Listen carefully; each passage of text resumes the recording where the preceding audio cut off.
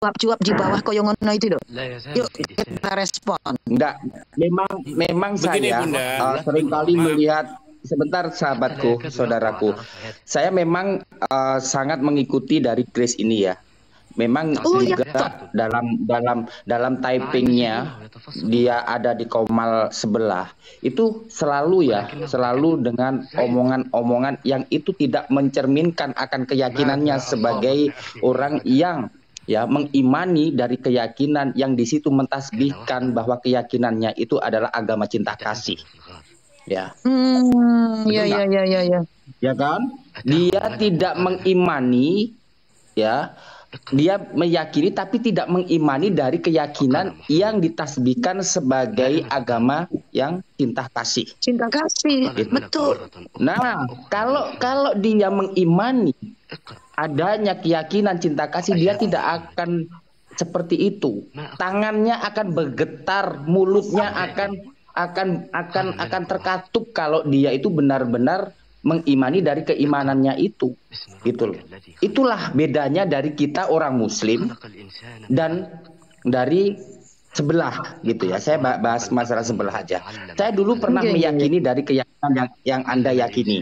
Tapi kenapa saya meninggalkannya? Karena pikiran-pikiran kita itu terdoktrin untuk menghujat dari keyakinan orang lain, gitu. Kita itu mikir logikanya, seumpama dari keyakinan Anda kita hujat, kita nyinyiri, bagaimana Anda?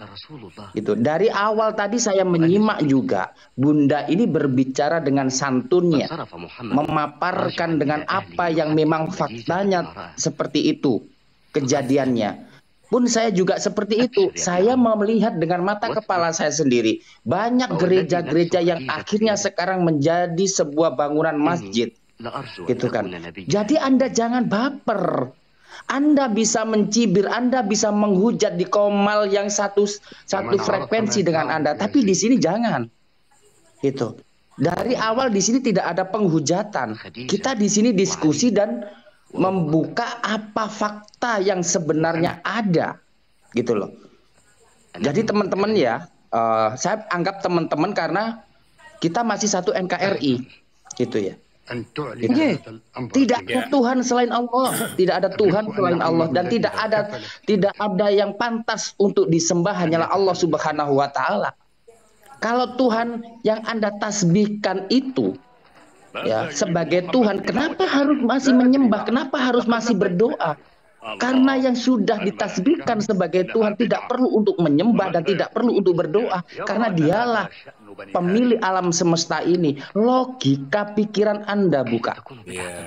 Gitu. Kesimpulannya. Kalau manusia ditasbihkan sebagai Tuhan, Nabi Adam lah yang katakanlah lebih pantas untuk ditasbihkan sebagai Tuhan, karena dia awal adanya manusia di muka bumi ini.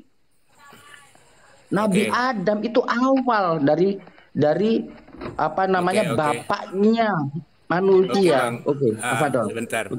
Supaya jangan melebar, saya ambil pengarahan aja lah buat Komal yang di bawah ya. Untuk seluruh lah umat di dunia. Biar enak saya ngomongnya gitu. Jadi nggak pilih-pilih. Hati dan pikiran kalau sudah dikuasai oleh setan dan iblis, maka kebenaran pun akan tertolak. Begitu. Jadi siapapun manusia, kalau hati dan pikirannya sudah dikuasai oleh setan dan iblis, apapun kebenaran yang disampaikan tidak akan masuk, tidak akan diterima, pasti tertolak. Makanya typing seperti itu nggak usah. Jadi jangan terpengaruh, Bunda. Diamin aja. Bukan terpengaruh ya, Pak. Kita meneruskan paham, Pak. Cuman cara mereka begini, Pak. Cara mereka ukti itu sudah tegas, harus tegas kayak ukti itu. Kita nggak bisa. Ya, sebentar. Jadi, maksud saya, begitulah cara mereka mengganggu konsentrasi orang yang sedang berbicara di Komal. Itu kan setan, itu kan iblis pekerjaannya, gitu loh. Makanya saya Ya bilang cuekin aja gitu. karena dia juga mentasbihkan Tuhan itu adalah roh gitu. Tuhan itu adalah roh. Tak ada bedanya dengan roh gentayangan, roh-roh setan yang memang berusaha untuk orang yang mau berbuat baik, mensiarkan kebaikan. Saya katakan seperti itu. Tidak ada bedanya. Makanya mereka kan mentasbihkan. Yang sebelah itu kan mentasbihkan Tuhan itu adalah roh titik-titik. Ya itu juga apa bedanya dengan roh gentayangan yang dihuni para iblis, yang dihuni para setan itu semuanya itu. Kalau berani, ayo saya ajak untuk berdiskusi di atas ini. Ya, kita pakai logika saja. Oke, jangan sok-sokan kayak Kiamat, jangan sok-sokan kayak Mikana yang dia itu berusaha untuk mengeluarkan dalil-dalil dan hadis-hadis. Sebentar, Bang. Dalil-dalil kita harus tegas, Bang. Kita harus tegas. Apalagi saya seorang mu'alaf. Saya seorang mu'alaf bertaruh dan berusaha meyakinkan gitu ya. Meyakinkan. Saya punya rasa tanggung jawab sendiri bahwasannya Islam itu adalah rahmatul lil alamin dan kita jangan lembek. Kita harus tegas dalam hal ini.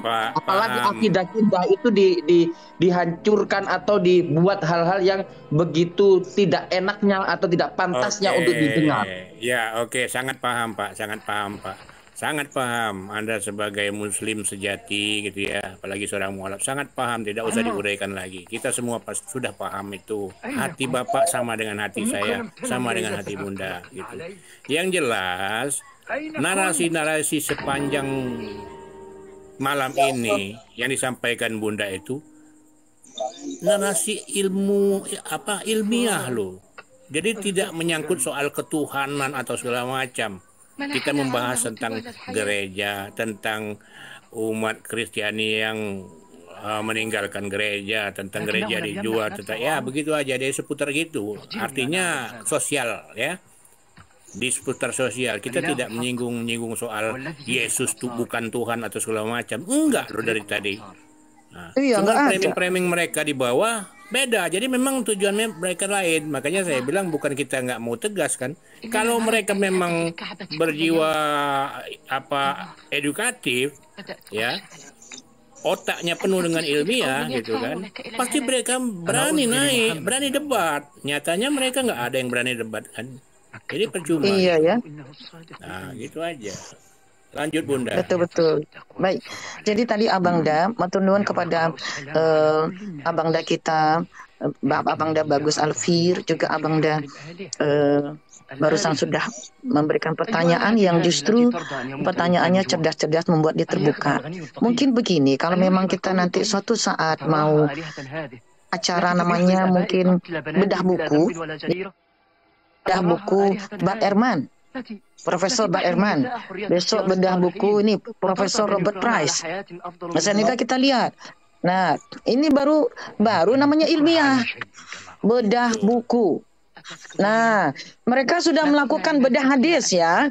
Yuk kita lakukan bedah buku dari barat. Nah, yuk kita lihat.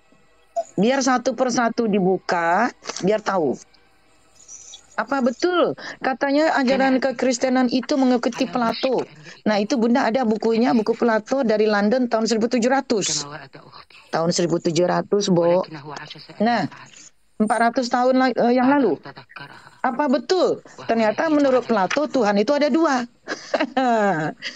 Itu. Satu dipanggil dia. Satu dipanggil delta. Kalau bahasa Ibraninya menjadi dalet, ya, iot,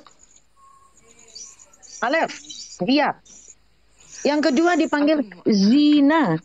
Loh, kok gitu? Nah itu, jadi bisa kita diulik-ulik, dilihat-lihat, diintip-intip ke dalamnya. Ada apa? Itu contoh. Kalau ternyata nanti ada yang mungkin tahu-tahu batuk-batuk, kena demam begitu ya Abang dan semuanya, Ya itu karena mungkin antibodinya tidak kuat. Betul nggak Kang Bagus? Betul nggak Kang Irdayani? Abang Betul, Dah. Bunda, Betul, betul sekali. Antibodinya nggak kuat. Jadi saya tambahi juga, boleh Ukti? Mohon izin. Oh, monggo Bunda silakan. Jadi gini ya, sahabat, saudara-saudara seiman Islam yang insya Allah dirahmati oleh Allah.